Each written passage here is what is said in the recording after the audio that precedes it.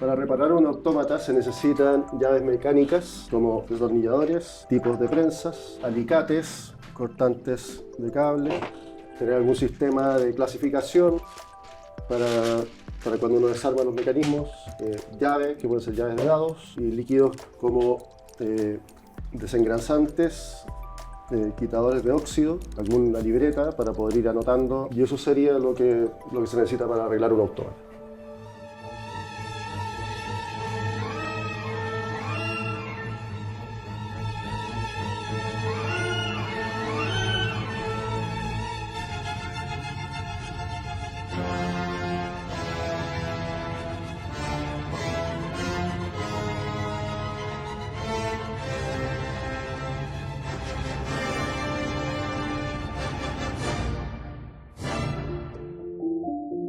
Desde chico siempre me gustaron desarmar cosas y como entender un poco cómo funcionaban, desde relojes.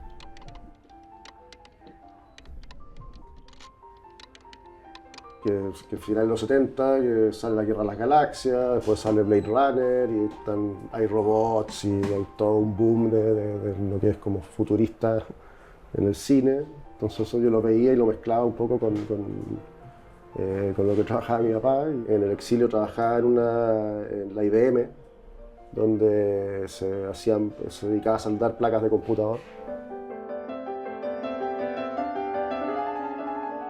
Estamos aquí en mi taller, en este momento estamos con un equipo reparando este personaje de aquí atrás, que es el personaje ícono de la tienda donde golpea el monito.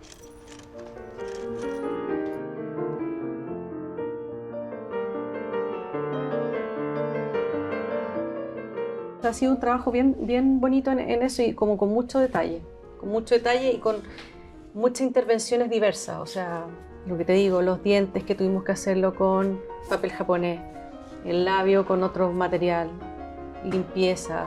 Sí, le estamos dando vida y la verdad es que no solo en la parte mecánica, sino que en la parte que se ve en el fondo.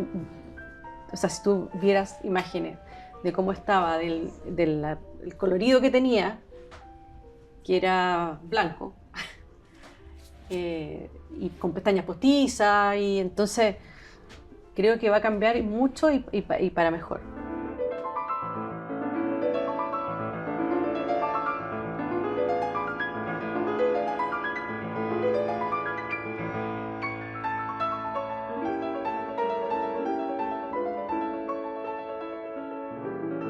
Hay una escena que sí me marcó mucho en la película Blade Runner, donde la escena va a ver a un juguetero. Entonces, el juguetero que construye estos androides y está en su taller, que hay puros juguetes como funcionando, que son maquinaria y cuestiones así. Y sí, yo creo que esa escena me marcó mucho con respecto de querer tener un taller y estar lleno de monos vivos que haya construido yo.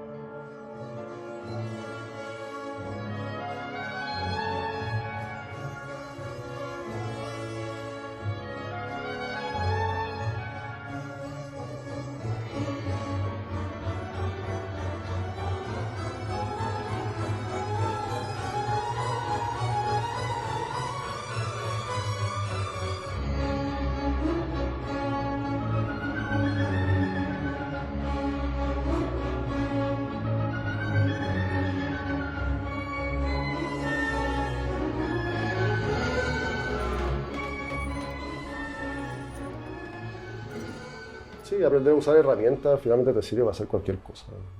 Es súper interesante abocar todo eso desde situaciones eléctricas es como un universo completo, porque un autómata funciona con un motor, de eso hay que hacerle un sistema eléctrico, o sea, que básicamente hay que ponerle un switch, si no se le pone automático. Después uno pasa a mecánica, después uno pasa a pintura, es como estar metido en un taller mecánico completo en un objeto súper chico.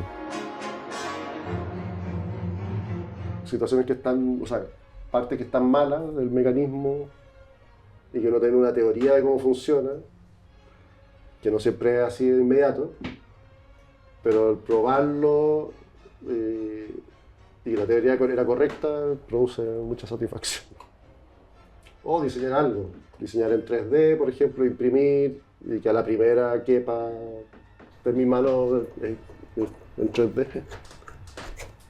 Entonces básicamente esto iría así.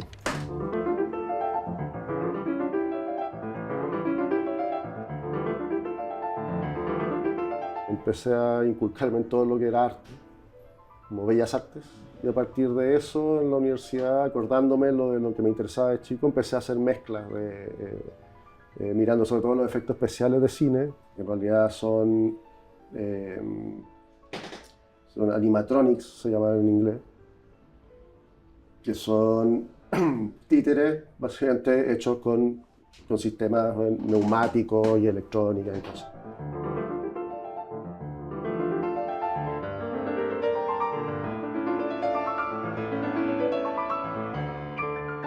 Entonces, en la universidad empecé a hacer algunos experimentos entre cine, o sea, efectos especiales de cine, pero llevaba como obra.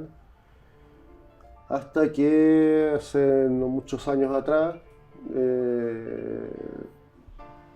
me llamaron para un trabajo en específico, que era una vitrina de una tienda, y que necesitaban construir un mecanismo de unos autómatas muy grandes, como de 3 metros. Y a partir de eso me sale este otro trabajo, que era restaurar estos autómatas, que son de una tienda chilena, que es de las tiendas más antiguas vivas en Chile, que se dedican a vender sombreros, y tenían estos autómatas que están algunos deteriorados, muy deteriorados, y otros que estaban en funcionamiento, pero había que reparar. Y me tiré al desafío porque, bueno, entre saber de mecánica y saber también de arte, sobre todo que soy escultor, podía mezclar las dos cosas y bueno, diseñé los mecanismos, no diseñé los monos, pero diseñé los mecanismos para que se pudieran mover.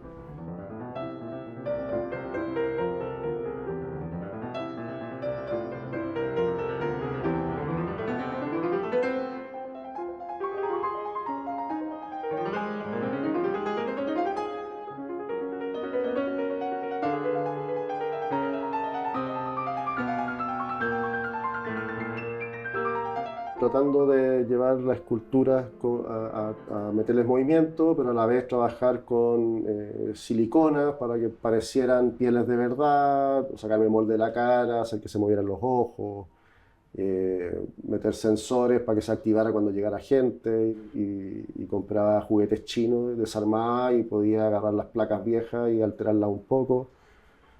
O hice algunos experimentos con computadores muy antiguos de los 80, y nada, diseñando placas y circuitos muy básicos, obviamente, porque era muy caro trabajar en esa época, o sea, y el lenguaje de programación era súper complejo. Hemos tenido que estar con Fabio pimponeando en el fondo el trabajo porque él ve el mecanismo, pero nosotros tenemos que unirlo a la parte, como en la parte de adentro del monito.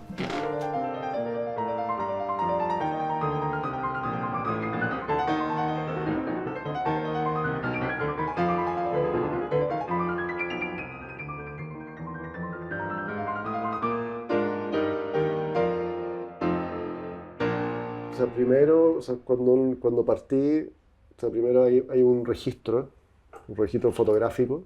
Antes de desarmar o nada, hacer un análisis específico de cómo, hasta dónde, o sea, qué se puede arreglar, qué no, o sea, en principio.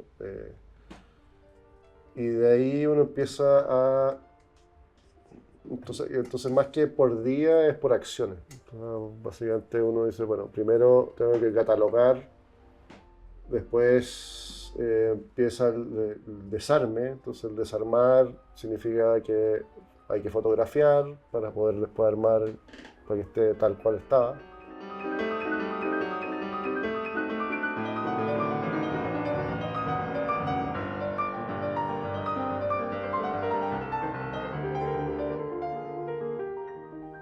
Y eso también significa anotar, poner, bueno, en mi caso que este sistema que puse con pelotitas de colores para saber qué pieza va con qué, ponerla en cajas distintas.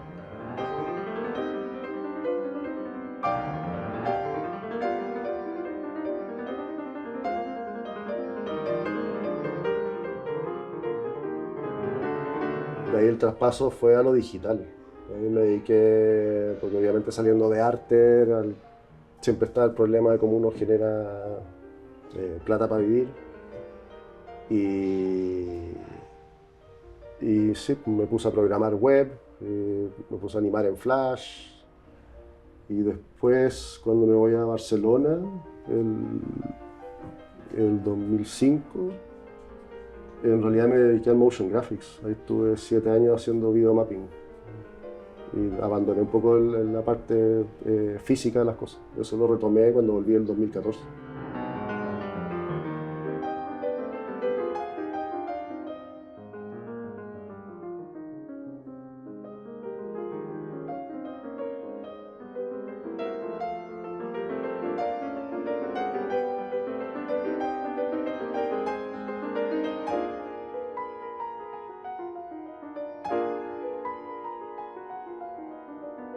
Cada vez que agarro herramientas me acuerdo, o sea, pasan cosas que uno se acuerda de chico, o de tu abuelo, o del amigo de tu papá, o tu papá mismo, o alguien de la familia, mi mamá también, que también es buena para hacer cosas con las manos. Siempre hay esos recuerdos, no sé, pues, los olores, de repente de las grasas, de las herramientas, o vienen con grasa, y sí, pues, siempre hay alguna cosa que transporta, o a la universidad.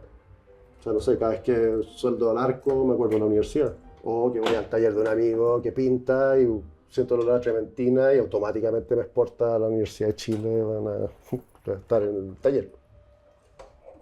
O que siempre uno está cambiando de cosas. O sea, uno no está solo haciendo una cosa. A veces estoy en una batea con los químicos para limpiar ¿cómo se llama? Limpiar las grasas, y después uno está sentado al otro lado, doblando alambrecitos, y después uno está sentado al otro lado en el computador tratando de analizar otras cosas. O sea, bueno, el mundo creativo siempre es difícil. O sea, que sea bellas artes o no, o ser músico, o hacer teatro, bueno, incluso arquitectos, siendo que son de las supuestas carreras que son sustentables dentro de lo creativo.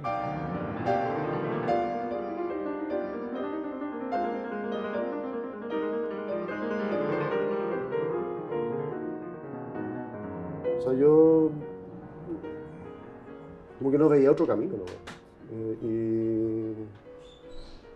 Y tampoco creo que las carreras, o sea, yo creo que hay el error de pensar, o que te lo inculcan, el error de decir, bueno, si estudiaste esto, es lo único que puedes hacer en tu vida. Porque yo en realidad, con lo que hago, bordeo ingeniería, bordeo arquitectura, bordeo, o sea, a mí lo que me interesa es algo general, eh, como más renacentista, en el sentido de que me interesa la información y cómo se hacen las cosas y por qué pasan cosas.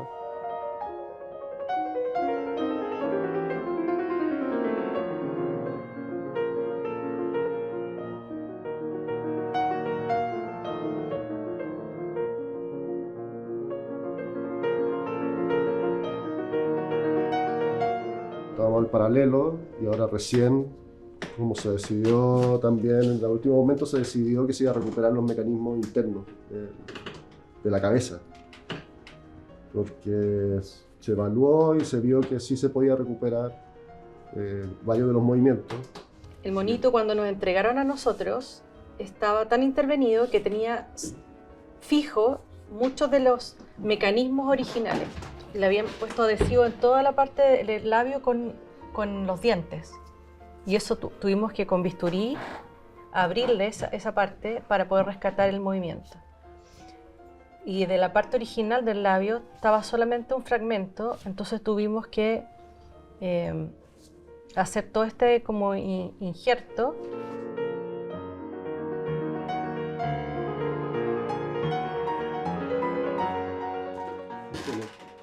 Estos ojos son los ojos del autómata que golpea el vidrio. Y aquí, bueno, hubo que sacarlo porque va a haber que reparar todo el sistema. Bueno, hay que limpiarlo, sacarle el óxido, intentar no tener que volver a soldar las piezas. El problema es que cuando trataron de reparar, echaron epoxipol. Entonces, va a haber que ver de qué manera podemos sacar ese epoxipol desde el vidrio y esperar que justamente no se quiebre el ojo.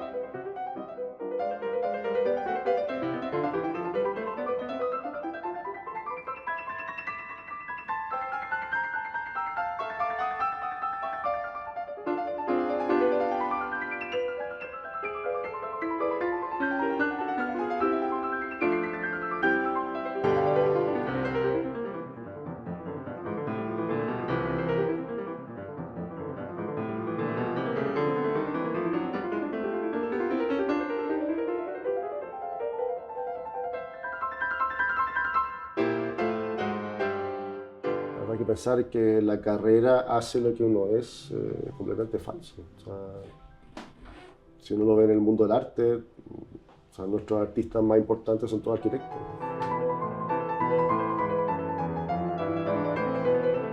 Obviamente la sociedad te trata de clasificar y te trata de reducir los espacios, siempre. No sé, no creo que haya una fórmula, yo no la he descubierto. Como satisfecho, yo creo que sí estoy satisfecho con lo que sé hacer. No soy una persona más conocida por lo que hago, pero siempre está esa sed básicamente de seguir aprendiendo más cosas, ¿no?